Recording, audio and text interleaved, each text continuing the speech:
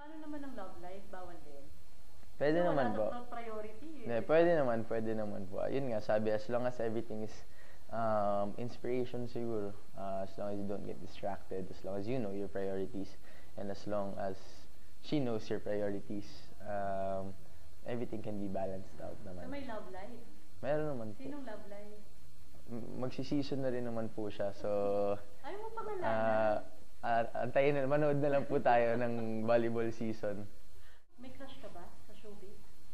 Showbiz, wala naman. Sinong- Siguro ang pinaka-crush ko talaga si... actually, tatlo sila eh. Si Anne, si Solen, tsaka si Isabel Laza.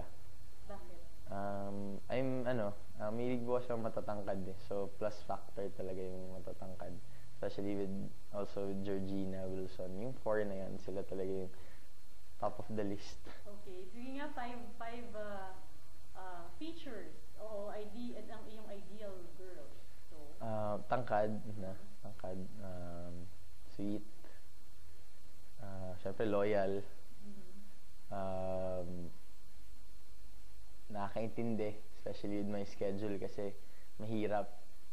Tapos simple lang, yung hindi masyado, yung magaan dalhin, hindi naman social, mahirap i-define yung social po kasi, di ba? So yung simple lang, yung hindi madaling dalhin, nakaka-get along with, of course, my parents, plus factor din, athlete. kailan mo bahalak mag-asawa? Naku, Diba? Kung wala meron pa. kang...